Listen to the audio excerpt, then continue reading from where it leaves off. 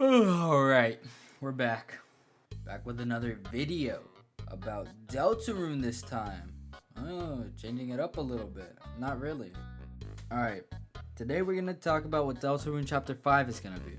Now I know it's not a big surprise or a big revelation. I know plenty of people already think it's Flower King. Guys, when I recorded that, I saw a couple people on Twitter saying that Flower King could be the next Dark World. Now, there are like 5 really good videos theorizing not only about Flower King, but Woody Theory. I'm sorry it's taken me so long to get this out. I swear to God, I didn't steal any ideas. This is all my own ideas. I'm just really fucking late.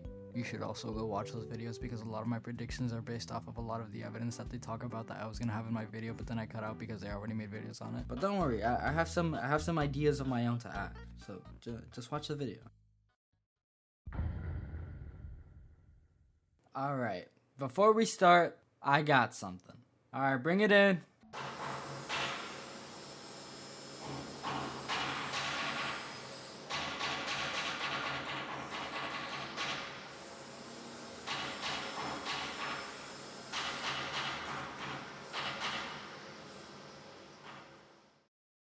TV! Okay, I've been wanting to do something like this for a while, and I was gonna do it for the Spider-Man video, but I really wanted to get that Spider-Man video out, so I did not have time to brainstorm for any of this stuff. But now it's here, so we can really start the video now. Okay, so what do I think will happen in Chapter 5? So the chapter is gonna start with Chris getting up, all tired and stuff from the previous night, and Sans will be in the house. Stay with me now. After the previous night, maybe Toriel will be asleep or maybe too tired to take care of Chris, so Sans will be there, intruding! I have a little side tangent about this because I've been seeing a lot of discourse on this scene. I've seen that a lot of people don't agree with the idea that this scene is supposed to be read as Toriel being a bad mother, and though I think you're free to read anything the way that you feel, I think that idea is founded on a lack of nuance and depth.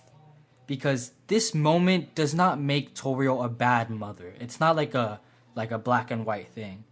But it does add depth to the perception that we've had of her as like the perfect character, like a really good mother, by clearly showing that she's drunk right now and not telling her child and the girl that she's keeping at her house that she had gone home.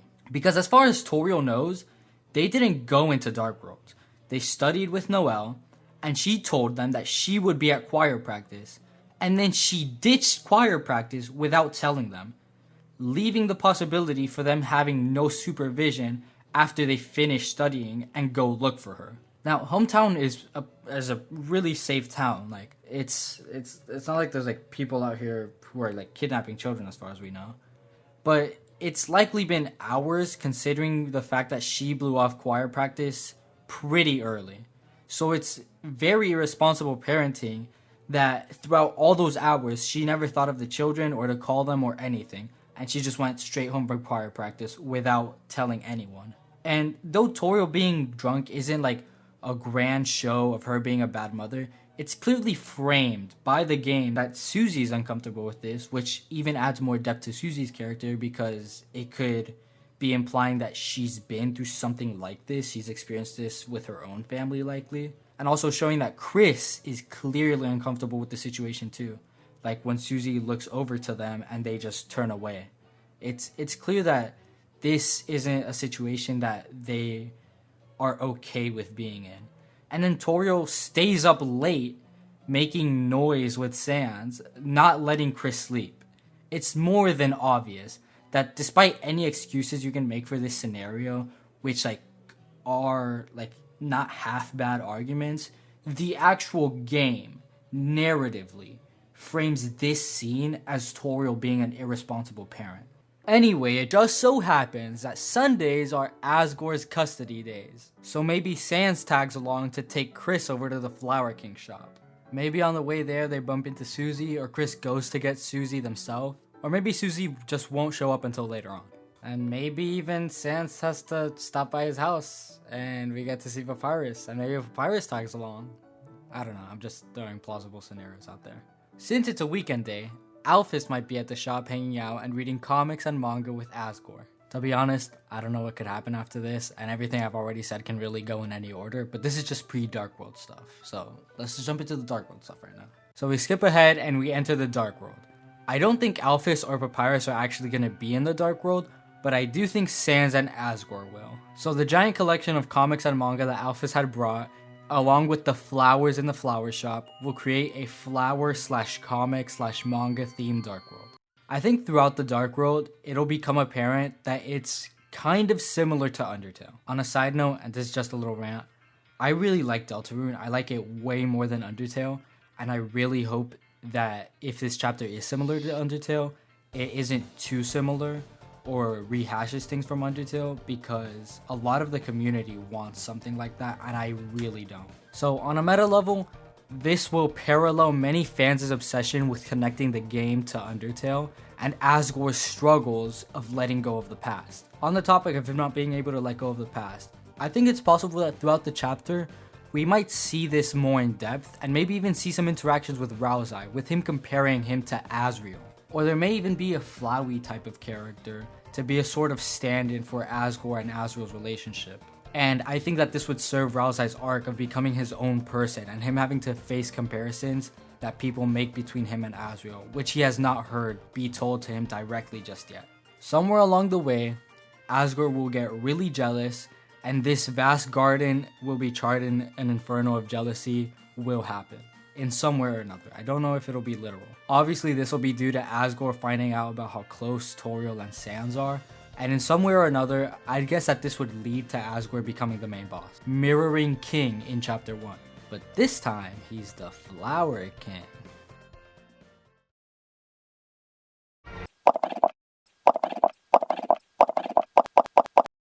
But I also think it's possible that he might be the secret boss. It's possible this black shard that he talks about when he speaks to this old friend about wanting to prove something to Toriel and getting the family back together might be a shadow crystal.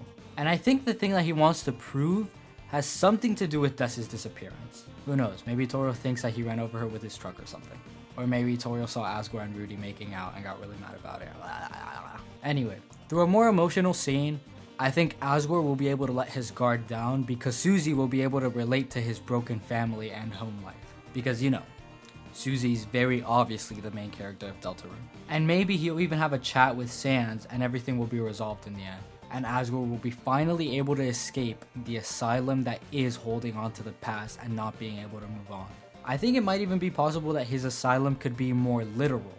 And he's already acquainted with dark worlds because he has been using dark fountains as a form of escapism. Mandatory themes of escapism mentioned, check. Anyway, some miscellaneous stuff that I wanted to bring up are that I believe Woody Theory could come back to this TV in the Flower King shop. I was going to talk about it, but again, there's already plenty of good videos on it. But I want to specifically say that I think it'll be through this TV. Speaking of Woody Theory, I recently watched Back to the Future again, and I noticed some interesting similarities. Just like I've predicted here in this video, George McFly, like Asgore, is a loser who becomes a more confident person who leads a better life because of the help of his own child. Shifting to another comparison for Asgore, Biff Tannen in the second movie goes back in time because he cannot let go of the past, and he eliminates George McFly and marries Lorraine. But it doesn't end there. This part of the prophecy about the girl finding love, like the power of love. That's the power of love. But I'm not done yet. The Queen's chariot cannot be stopped. Kinda looks like it's a very quickly moving, slick car. Maybe it doesn't stop, just like Time's arrow doesn't stop.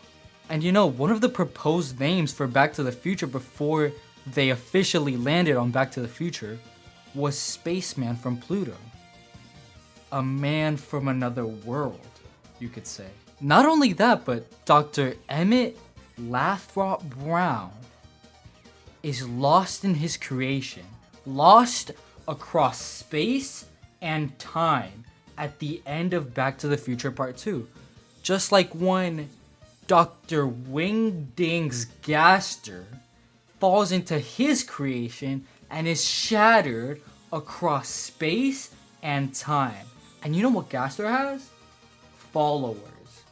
Just like Marty McFly follows Doc into 1885.